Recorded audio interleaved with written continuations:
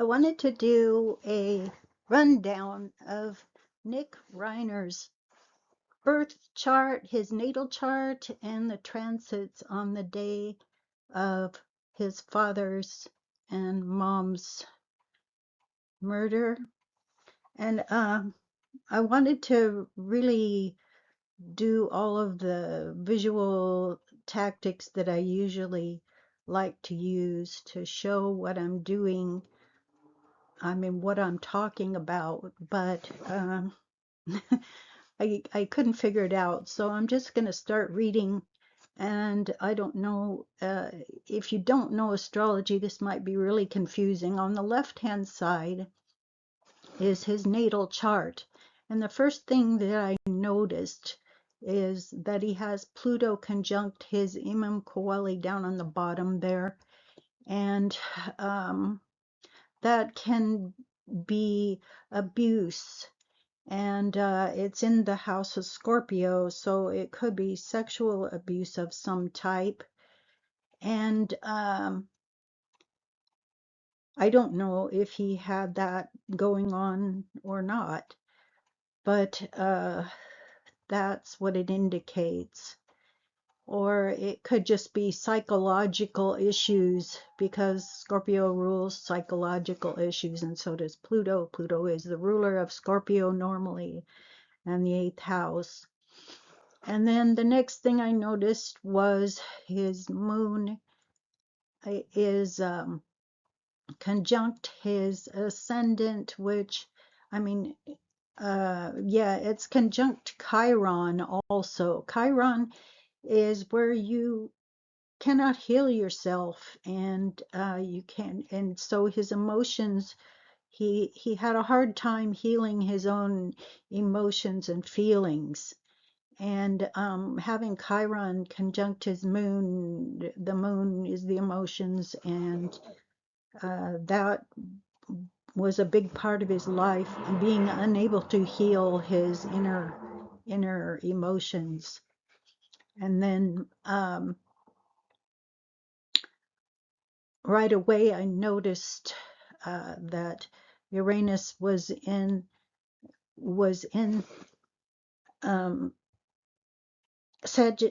Capricorn, which Capricorn rules the father, and Uranus is where you can have volatile energy. And Capricorn ruling the father is in the house of entertainment. He also has Neptune there, and Neptune is the sign ruling confusion or dreamlike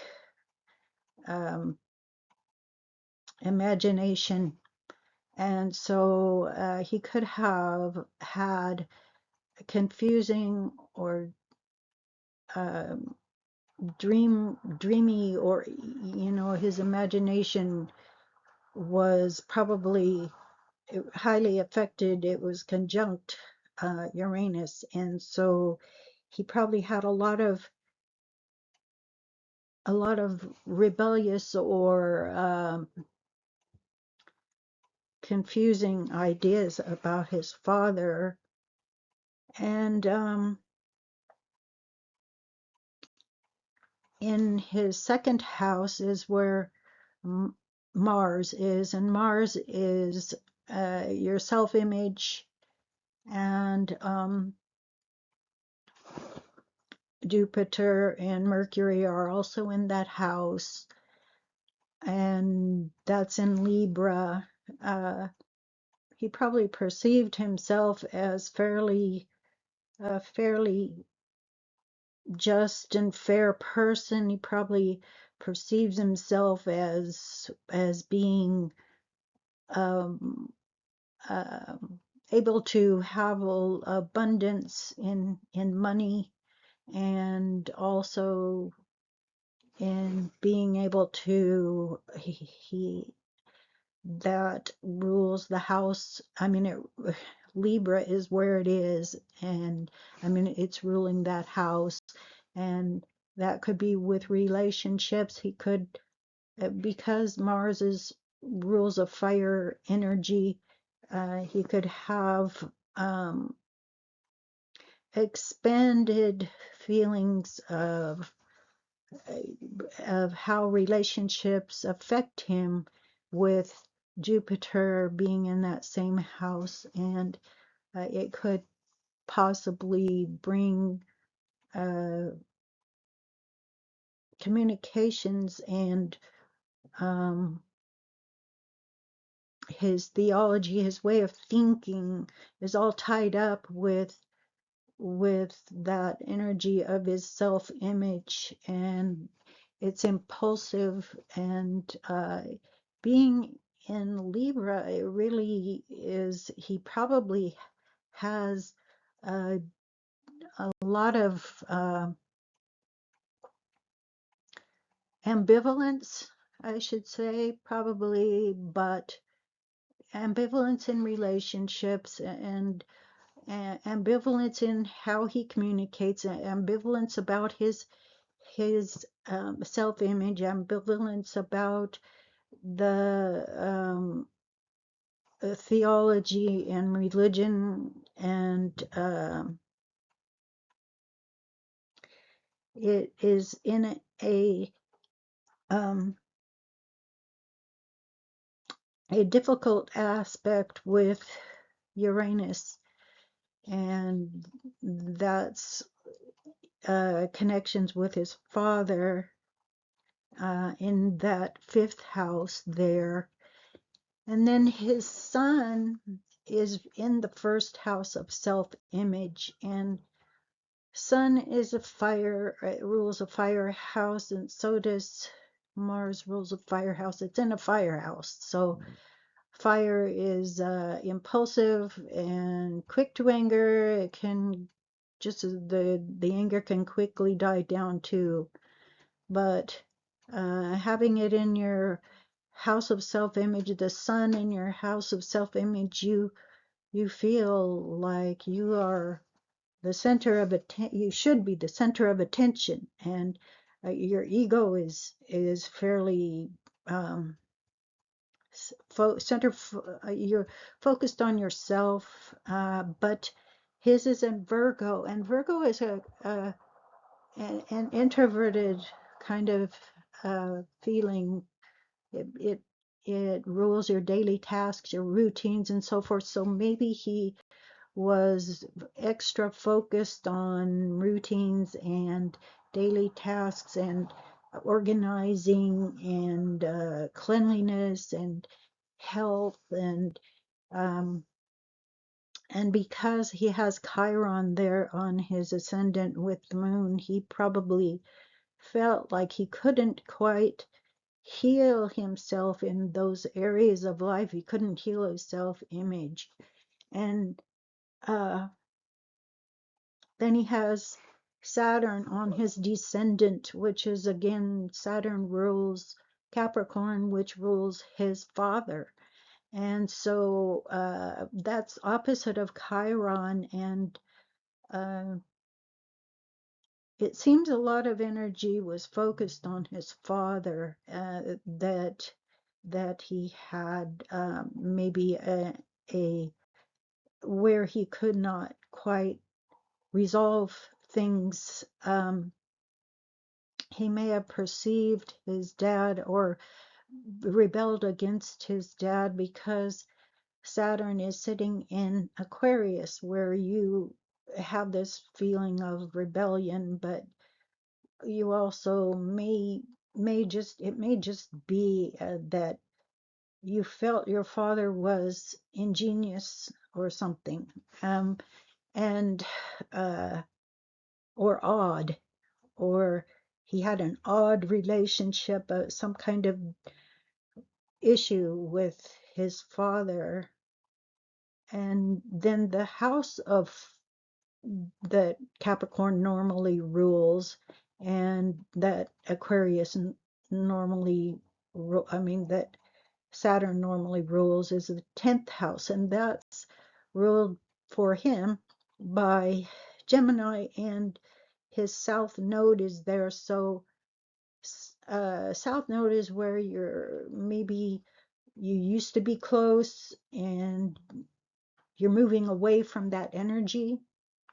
So maybe he had good connections or communications with his father at one time, because that house rules father, and but he was somehow moved away from that, and since that energy is opposite of where his destined path in the lower part of the chart is in Sagittarius. Sagittarius is another fire sign, which can be a quick temper, and it can be quick. It's a fire, fire is impulsive, and it rules long distance travel. It rules the higher mind. It rules foreign and long distance connections. It rules philosophy and religion and so forth. And so he was supposed to be moving toward that part of his chart, which it for him rules his inner world. Um, Everything at the bottom of the chart rules your inner world, and your maybe your younger life. Uh,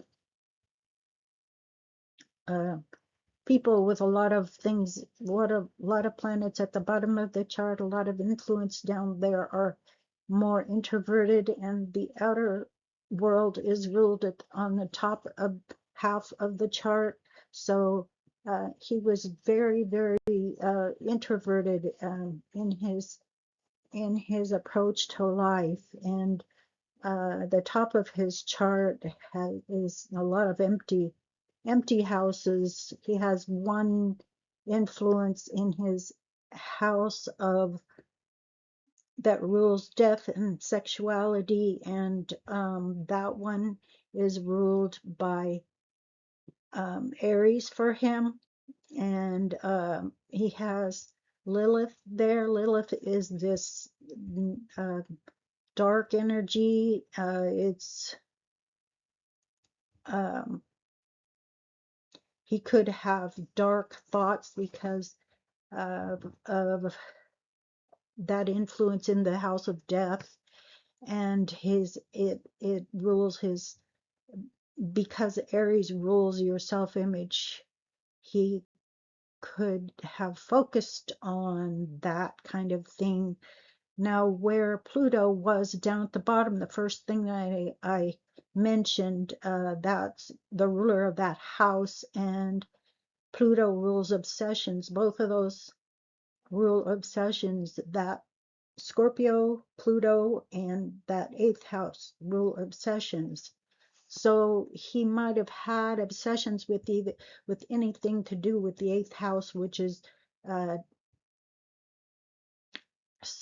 sexuality, death, uh, money coming to you from outside sources, possibly inheritances or wills, or um, government stipends, or anything that comes to you from outside sources. He, I mean, having his psychological, that's the psychological house. So that's what you look at for that. And you also look, Chiron to me is the huge thing when you look at death, and that's psychological makeup. Pluto, Chiron, Saturn, and his are all connected with his father and with his self-image, and his innermost world was connected to his conjunct Pluto. So I mean, a lot of inner psychological issues going on there, and it could be connected with death and his self-image. But anyway, now let's look at the other chart, which is on the other side, and that's the transits of the day that it happened that his parents were um, unalived. And at the top of the chart there, you see the transit in red is Uranus, the symbol for Uranus, and that's unexpected, unusual things happening, and that's what happened. A very unusual thing happened, and also the transit for Chiron was on the cusp of the house that rules death, in Aries, the eighth house there. Well, he apparently, that's the big influence. I always see Chiron when it comes to somebody passing away, or you want to look at the angles of the chart, and the angles of his chart were moved to that point where Chiron is, and the angles means the top of the bottom and the left and the right. The left is your ascendant, the right is your descendant, the top is your midheaven, which is your outer world, and the bottom is your imam coeli, which is your inner world and your innermost feelings. And he also has Pluto, which is the ruler of the house of death, on his um, activating his house of health and work, and it's in Aquarius, which Aquarius is that unusual, unexpected, explosive energy which Uranus at the top of his chart rules, um, in transit. And then Jupiter in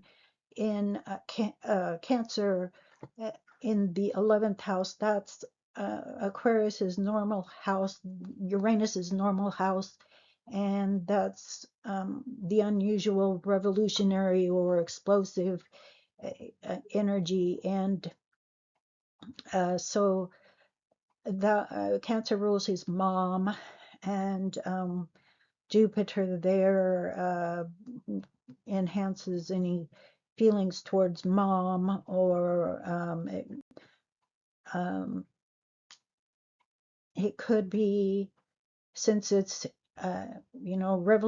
he could be revolting against something that his mom, uh, somehow with his mom. And not only that, but Cancer's normal house is the fourth house, and it's down on the bottom there with all those transits. It has Mercury and Lilith and the vertex, and Venus and the Sun and Mars, all in that house of home. So all that energy was in Sagittarius, which is the fire sign, which and also his north node, natal north node, is there. So I mean, all that energy goes together, and Sagittarius can have a quick temper because it is a fire sign, and it can be impulsive. And so it could have been done on impulse, but he had a lot going on in communications, anger with Mars there, anger and his self-image and his ego, were in the transiting area there of that house. And if you do, uh, um, I believe it's in Vedic. I'm not sure, but the angle of the house to the fourth house, your fourth house rules end of life affairs, and so even though the eighth house is the house of that rules death and dying and so forth, but the fourth house rules end of life affairs. And I have seen people pass away when something transits that house, but this is not Rob's chart. This is his son, the one who actually had the explosive uh, uh, that murdered him. So anyway, that's what I see uh, I don't know if that he had the North Node transiting the Pisces house for him in his natal chart. As Pisces is in his seventh house of relationships and partnerships, and uh, excuse me, the Pisces rules loss, and also Saturn was transiting there also. So um, North Node is fated happenings, and fated happenings to his father because Saturn was there. I mean, you can look at it this way, and it may not seem that way to anyone else, but that's the way it seems to me. And um, he had Chiron um, opposite his natal um, Mars, and Mars is the self-image. It seems like it was tied up with his self-image, and Mars and Aries rule the head, and I don't know if he um, it was his it was the head that he, I don't know if he where he inflicted the wounds, but Aries indicates his head could not heal, where Chiron is, you cannot heal yourself, but you heal others. And um, he could not heal his own mind, it looks like. And well, that's just what I wanted to say. I guess I uh, wanted to do a really detailed chart analysis like I did with the other ones and show all the little movements of them, but there's just so much going on in this. He has his um, point of destiny, I mean, his south node, which is where you're moving away from, in his house of identity. And uh, so uh, I mean, it's transiting his house of self-identity. And so he has a lot of uh, opposition with his self-identity going on, or did that day, it seems. Could not heal his mind, could not heal what he was thinking about, and it could have been an impulsive, but it could have been also uh, a lot of dark thoughts because of Lilith being transiting there too, down in Sagittarius, down at the bottom. I mean, it looks like it's in Scorpio, which is rules the house of death. So dark thoughts, and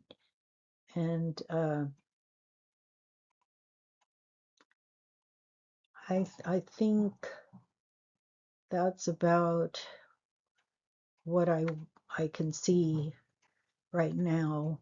I might look at a chart one way one time and a chart another way, and this is my whole idea for this channel is to try to help others teach others how to read charts and how to see what their is in their own chart, not to make people dependent on having an astrologer do it. So I mean, hopefully on my other ones I'll be able to do what I did with the last few. I started doing daily charts, and it was just not the route that I wanted to go. It was too involved and too tedious and too repetitious on what energies are from huge planets that don't move very quickly. So it made no sense to continue doing that. And there's so many people online doing that. And this this channel is for understanding, I mean, hopefully helping to understand charts rather than to uh, just get someone to tell you what's going on each day. And anyway, thanks for listening.